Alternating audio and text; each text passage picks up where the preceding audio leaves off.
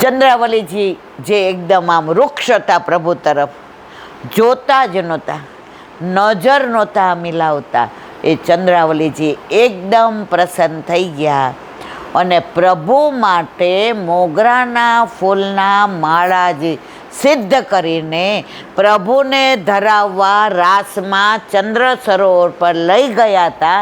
એ પાછી લઈ આવ્યા હતા. હવે પોતે રૂઠા નથી અને માની ગયા છે.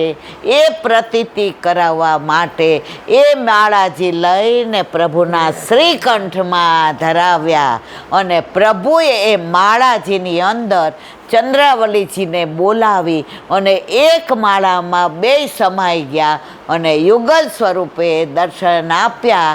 અને ત્યારે ઠાકોરજીએ કહ્યું, ચંદા રૂઠો ના. શું કીધું? રૂઠો ના. તો એ ગામનું નામ શું પડ્યું મારા વાલા? અને એનું અપભ્રંશ થયું એટલે એનું શું થયું? રીઠોરા. હવે રાધાજીની એક વાત, કારણ કે અત્યારે રાધાજીની વધાયો, રવિવારે રાધાજીનો પ્રાગટ્ય ઉત્સવ. રાધાજી આપણે નથી બોલતા, કારણ ભાગવતજીમાં ક્યાંય રાધાજીનું નામ નથી. જે અન્ય માર્ગીઓ છે એ આપણા ઉપર શંકા કરે, તમે બધાય રાધા રાધા કરો છો, ભાગવતમાં તો રાધાજીનું નામ ક્યાંય નથી. ભાગવતજીમાં સુખદેવજી જો રાધાજીનું નામ લે તો સમાધિ લાગી જાય, કારણ કે એની આરાધ્યા હતી. કોણ હતા? રાધાજી. એટલે રાધાજીનું નામ ભાગવતજીમાં સુખદેવજીએ ક્યાંય લીધું નથી.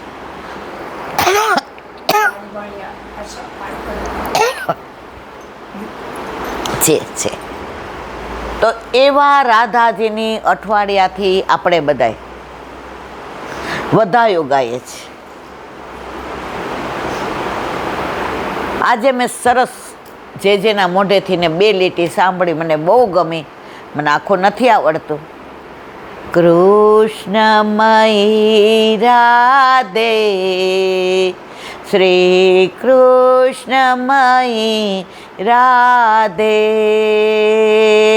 કૃષ્ણમયી રાધે, શ્રી કૃષ્ણમયી રાધે, કરુણામયી રાધે,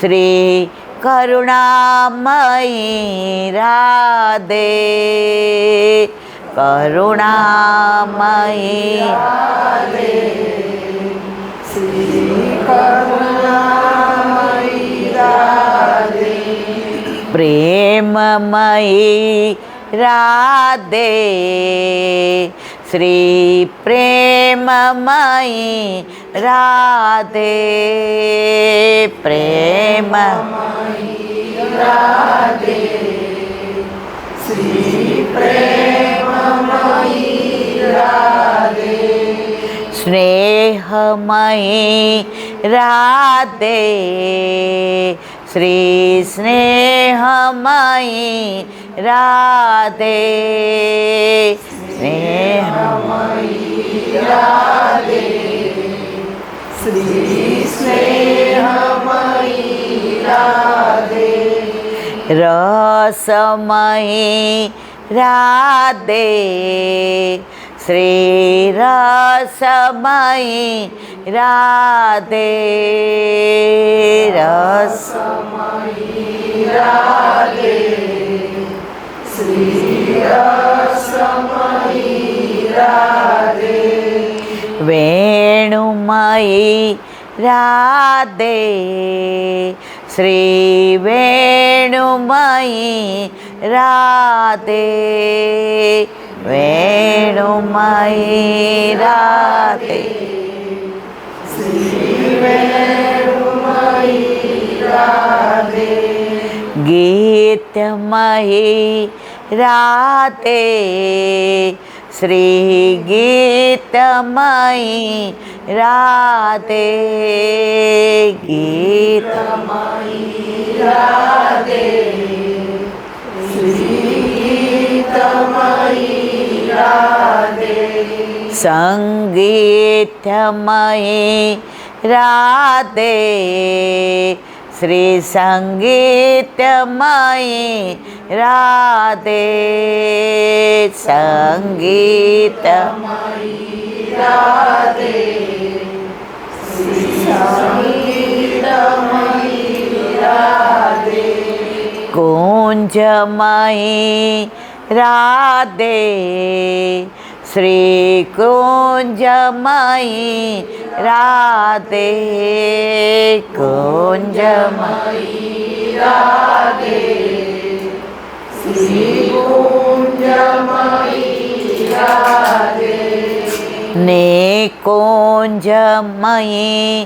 રાધે, શ્રી નિકુંજમયી રાધે, નિકુંજમયી રાધે, શ્રી નિકુંજમયી રાધે, રાધે રાની કી જય। રાધા સામનેજી પ્યારી જો વૃષભાનંદિની કીર્તિ કુમારી, જેવી રીતે ઠાકોરજીના હજારો નામ છે એમ રાધાજીના પણ હજારો નામ છે। એમાં એક એક નામમાં અનેક લીલાઓ છે, જેનું વર્ણન અષ્ટસખાઓએ જે કરી છે એ આપણે ના કરી શકીએ।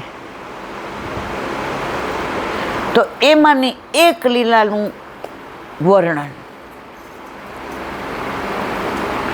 ઠાકોરજી સાંજે સામનેજીની સાથે યમુના કિનારે બેઠા હતા।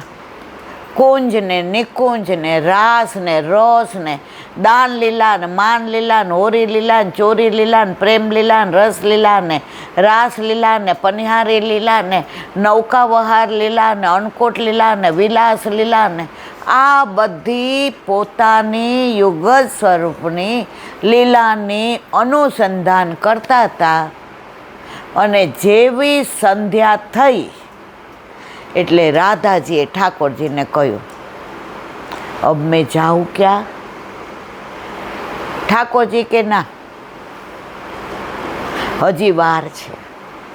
રાધાજી કે બાબા આવી ગયા હશે, ગાયો ખીરકમાં આવી ગઈ હશે, ગોવાળિયા આવી ગયા હશે, મૈયા મારી રાહ દેખતા હશે, દાસ દાસીઓએ તૈયારી કરી હશે, અને બાબા જો ઘરમાં મને નહીં જુએ તો બધા દાસ દાસીને ચારે બાજુ દોડાવશે કે પહેલે મેરી બિટિયા કો બુલા કે લાવો। બાપને દીકરી જેટલી વાલી હોય ને એટલી દુનિયામાં કોઈને ન હોય, અને માને જેટલો દીકરો વાલો હોય ને પછી છેલ્લે ખબર પડે, જે અત્યારે તો બહુ એવું ચાલી રહ્યું છે। તો ઠાકોરજીએ કીધું કાલે પાછા, તો કે ફિર આऊंगी फिर मिलूंगी। श्याम तेरी बंसी बजे धीरे धीरे, श्याम तेरी बंसी बजे धीरे धीरे, बजे धीरे धीरे श्री यमुना जी के तीरे, बजे धीरे धीरे श्री यमुना जी के तीरे, श्याम तेरी बंसी बजे धीरे धीरे, श्याम तेरी बंसी बजे धीरे धीरे। રાધાજી કહ્યું, પ્રભુ આપ જ્યારે યમુના કિનારે પધારો ત્યારે વેણુનાદ કરજો, તો આપના વેણુનાદ સાંભળીને હું બરસાનાથી દોડતી દોડતી યમુનાજીના કિનારે આપની પાસે આપને મળવા આવીશ। ઠાકોરજીએ કહ્યું, આછો આછો આછો આછો એટલે સારું સારું। અને રાધાજી દોડતા ગયા। वृषभान राह जो, बिटिया कहाँ गई थी, क्यों गई थी, कब गई थी, क्यों देर हुई? बाप હતા ને રાધાજી કે સવારના મેં જોયા નહોતા, મને પહેલાં આપણને દર્શન કરી લેવા દો. રાધાજી પરમ ચતુર સુજાન હતા ને, એ કે બીજા જવાબ દેવા પડે એના કરતાં આપણે વખાણ કરવા માંડીએ એટલે આપણે બીજો જવાબ દેવો પડે નહીં. વૃષભાનજી તો રાધાજીનો હાથ પકડીને વાલ કરીને, અરે बिटिया सुबह का अब तेरे मुख का दर्शन हुआ, કાવ ભયો બઢિયા હે ને, કોઈ દિક્કત તો નહીં ને. ત્યાં કીર્તિજી આવ્યા. આને રમવું બહુ ગમે છે, ખેલવું બહુ ગમે છે, હવે આ મોટી થઈ છે, આને થોડું ઘરનું કામ શીખવાડવાનું જ. માને દીકરી જલ્દી મોટી થઈ ગયેલી લાગે, પણ બાપને ક્યારે દીકરી મોટી થઈ છે એવું લાગે નહીં, કારણ બાપના કાળજાનો ટુકડો જો કોઈ હોય તો દીકરી. પેલા કવિ કહે છે ને કે બાપ માં ક્યારે બને? આપણે તો બધા જ્યારે પ્રસવ થાય ત્યારે માં બનીએ, પણ બાપ ક્યારે માં બને?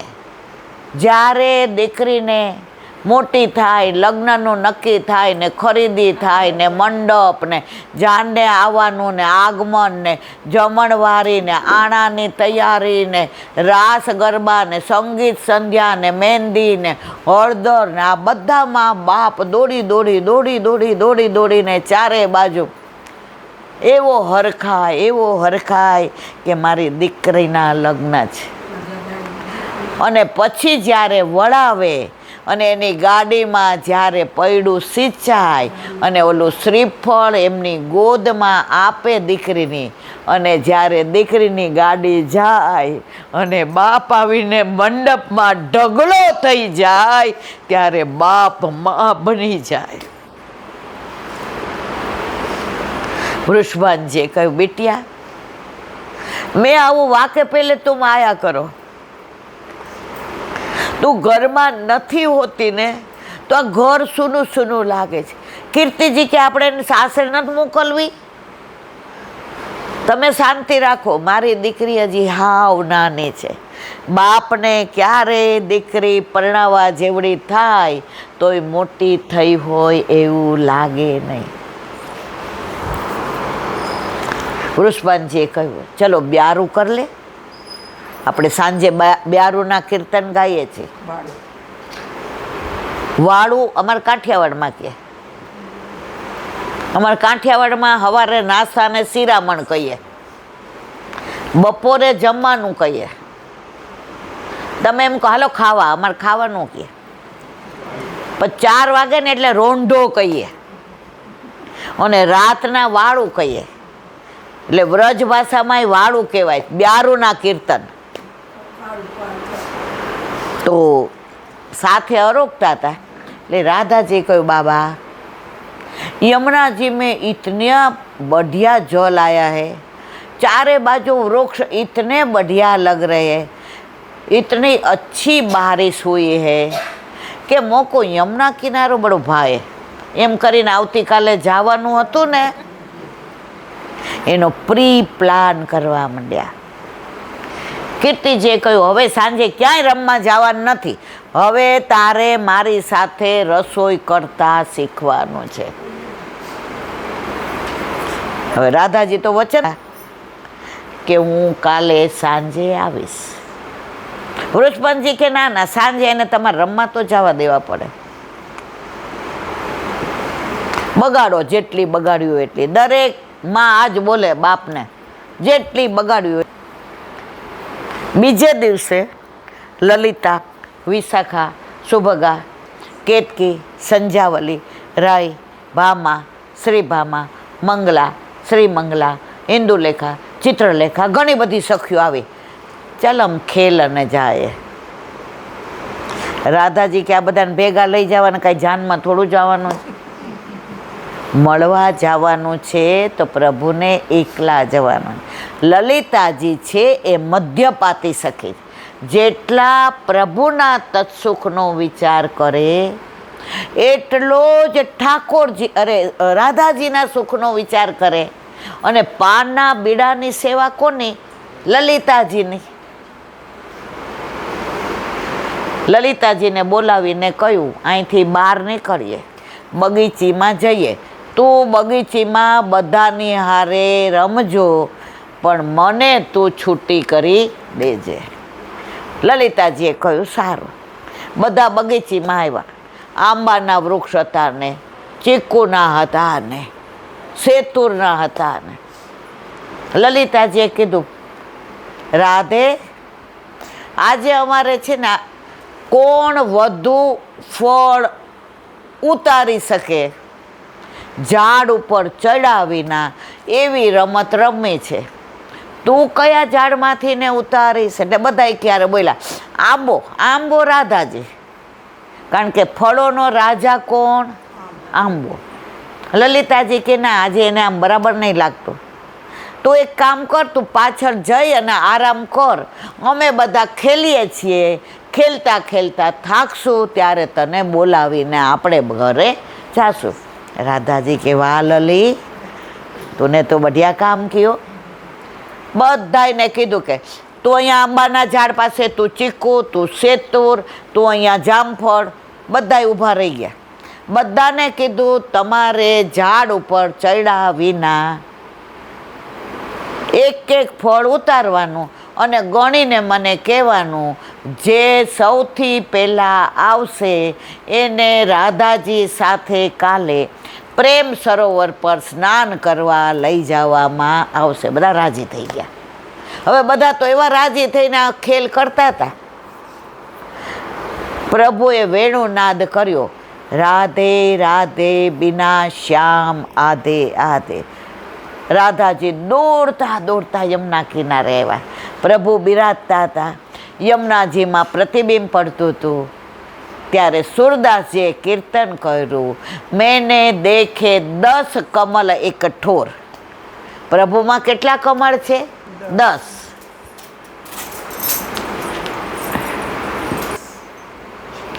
નેત્ર કમળ, મુખ કમળ, હૃદય કમળ, હસ્ત કમળ, નાભી કમળ, ચરણ કમળ અને હાથમાં કમળ.